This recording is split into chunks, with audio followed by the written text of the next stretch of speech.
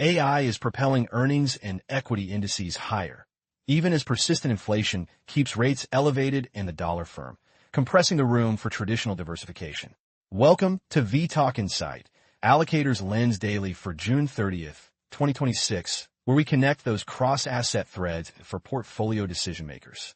Let's start with equities, where the clash between AI optimism and financing reality is most visible.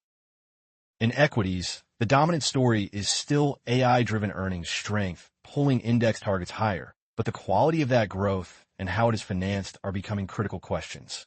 Several major banks have raised year-end S&P targets on the view that AI-related profits are arriving faster than expected, with some arguing that earnings once penciled in for 2026 are being pulled forward by at least a year. Price action reinforces that optimism for now. Major U.S. indices closed at session highs, with the S&P up more than 1% and the Nasdaq over 2%, and breadth is improving as the equal-weighted S&P and Russell 2000 push to record levels, suggesting small caps and cyclicals are finally joining the move. Sectors beyond technology, including energy, industrials, financials, and healthcare, are all showing better performance, with healthcare in particular outperforming the broad index by its widest margin since 2020. Beneath that healthier surface, however, leadership remains heavily concentrated in a handful of AI infrastructure and platform names, which keeps index-level risk high.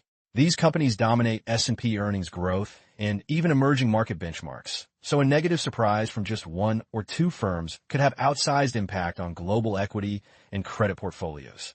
Recent swings in megacap technology illustrate this, with stocks such as Microsoft suffering their worst monthly performance since 2000, even as other AI beneficiaries rebound from a June sell-off. Leverage is amplifying that concentration risk. U.S. margin debt has hit a record $1 trillion, up more than 50% year-on-year, alongside rapid growth in leveraged exchange-traded products and options trading. Regulators and the Bank for International Settlements warned that this circular financing could increase the chance of a sharp correction, especially as passive index flows appear to be the main force lifting some semiconductor names, while active managers stay underweight and short interest in memory stocks reaches multi-year highs. The AI capital expenditure cycle itself cuts both ways for equities.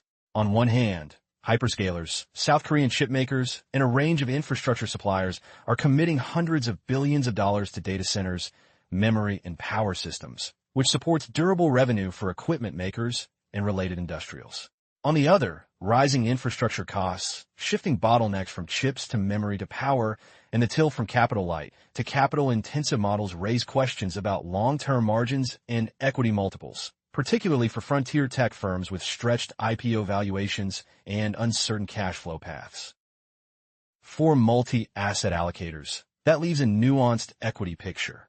Strong nominal growth and AI-related earnings beats are a clear tailwind, and market breadth is improving, yet index-level exposure is increasingly tied to a small, leveraged, and capital-hungry group of tech and AI names.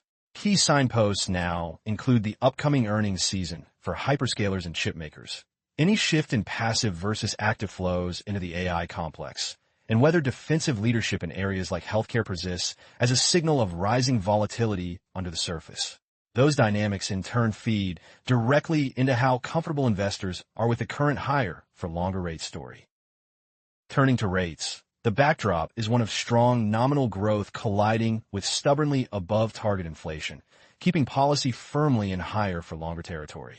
Nominal GDP has been revised up to about 6% year-on-year, and nominal spending has grown at more than 5% annualized for 3 years, supporting corporate revenues but also reinforcing pressure on prices. Against that macro mix, the Federal Reserve is widely expected to remain on hold for the next year, with only around 30 basis points of additional tightening priced and rate cuts described as off the table, while core personal consumption expenditures inflation holds above 3%. The new chair is also signaling a retreat from explicit forward guidance, which means less visibility on the policy path and greater scope for data-driven volatility in yields. Market positioning reflects these tensions. Investors are rotating out of low-yielding cash and into the front end of the curve, targeting returns in the mid-single digits from short-term fixed income. while large managers highlight the 5-year Treasury sector as a compromise between reinvestment risk and duration risk amid policy uncertainty. At the same time, elevated long-end yields, around the mid-5% area, are attracting demand, but also causing episodic indigestion as the bond market absorbs issuance at higher real rates. Inflation expectations implied by bond markets have eased back toward the Fed's 2% personal consumption expenditures goal, which supports the narrative that the central bank can ultimately regain control. Yet 6 years of above-target realized inflation, large AI and infrastructure outlays by both the private sector and governments, and potential energy shocks leave a clear risk that expectations become less anchored, forcing an even more protracted period of restrictive policy. For equities and credit, that means discount rates may stay elevated even as earnings grow, keeping valuations sensitive to every macro data point, starting with the upcoming jobs report. In credit, the surface still looks calm, but stress is building in specific corners tied to AI and leverage. Spreads remain tight across many sectors and have barely reacted to recent macro headlines, helped by high-quality issuance from large technology firms with strong balance sheets, which points to a relatively low default environment for now. Default rates on leveraged loans appear to have peaked near 8% in late 2024, and a return to those levels is seen as unlikely absent a major capital markets dislocation. Under the surface, however, bargaining power is shifting. Investors are pushing for wider spreads and stronger protections, including higher equity cushions or secured collateral, even from high-rated technology issuers, as they reassess the risks tied to very large, long-dated AI investment programs. Bondholders in AI-focused companies are increasingly demanding compensation for technology uncertainty and extended periods of negative free cash flow, which is unusual for issuers that still carry investment-grade ratings. Recent deal activity underlines this strain. Some high-profile space and AI-related borrowers have had to offer discounted bond terms, and planned listings have been delayed, signaling that equity valuations and credit capacity are starting to push back against the most aggressive spending plans. At the same time, the growing share of technology companies in corporate bond indices reduces diversification benefits for cross-asset portfolios, since a shock to AI equity sentiment could now hit credit simultaneously. For allocators, that creates a split credit narrative. The broad market still offers tight spreads and modest carry, but the real information lies in how primary markets are clearing deals in leveraged and AI-heavy sectors, and whether investors continue to win stronger covenants and higher coupons. Any sustained widening from today's compressed levels, or a rise in failed or postponed offerings, will be an important early warning that funding the AI build-out is becoming harder, with implications for both equity multiples and macro growth. Those funding pressures also interact with global currency moves, particularly via the dollar channel. In foreign exchange, the standout theme is a structurally firm U.S. dollar against a backdrop of policy divergence. The dollar is expected to stay supported not only by relatively high yields, but also by stronger productivity trends and a flexible labor market, which together offer a compelling combination of growth and income for global capital. The flip side is a very weak Japanese yen, recently touching a 40-year low versus the dollar. That move reflects wide policy gaps and puts pressure on Japanese authorities to consider how much currency weakness they are willing to tolerate, given the impact on imported inflation and domestic confidence.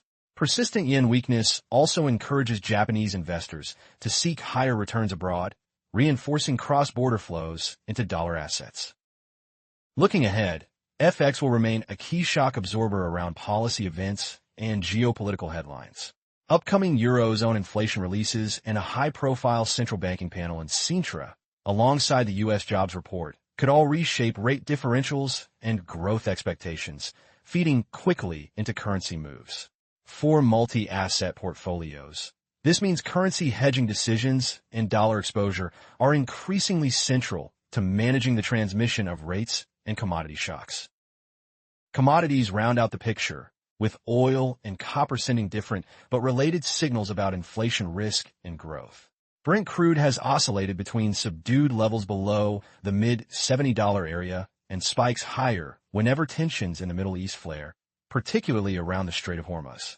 Shipping traffic through the strait has dropped sharply from pre-conflict norms, and talk of new tolls on oil transit of up to $25 per barrel underscores the potential for a sudden inflation shock if negotiations fail. For now, ceasefire efforts and renewed talks between the United States and Iran have tempered the immediate tail risk and helped ease some of the rate hike pressure that an earlier oil spike had created. But vessel owners remain cautious, and uncertainty around control of key shipping lanes keeps a persistent risk premium embedded in energy markets, with a possibility that a renewed escalation could hurt both bonds and equities at the same time. In contrast, industrial metals and copper in particular are more clearly tied to the structural growth story. Demand is rising faster than expected as electrification accelerates, especially in electric vehicles and batteries, and physical copper markets are tightening even as some price benchmarks lag behind the underlying supply-demand balance. Governments are stepping up investment in ex-China supply chains for critical minerals and energy infrastructure, reinforcing a long-term bid for copper and related materials. For allocators, commodities therefore sit at the intersection of growth and inflation scenarios. Soft or range-bound oil prices support the idea that central banks can focus on gradual disinflation, while any renewed disruption at key choke points would quickly challenge that view. At the same time, the capital spending wave tide to decarbonization and AI power needs suggest sustained demand for metals, linking commodity markets back to the same investment themes driving equities, credit, and, ultimately, policy choices. Stepping back across assets, the current configuration is one where AI-led earnings and improving equity breadth are running alongside a higher for longer rate regime, tight credit spreads, a structurally firm dollar, and commodities that can flip the inflation narrative quickly if geopolitics or supply chains misfire. For multi-asset portfolios, the key tensions are between concentrated, leveraged equity leadership and more sober signals from bonds and credit, between structurally strong copper demand and fragile oil logistics, and between domestic investment agendas and globally integrated capital markets. Near term, the pivotal markers are the upcoming jobs report, central bank messaging from Washington to Sintra, how primary credit markets fund the next leg of AI and infrastructure spending, and whether Middle East negotiations stabilize or reignite the energy risk premium. This video is for information only and is not investment advice. If you found this video useful, please like and subscribe to @vTalkInsight. Alternatively, visit vTalkInsight.com to chat with our specialized AI market assistant and access the latest interactive market insights.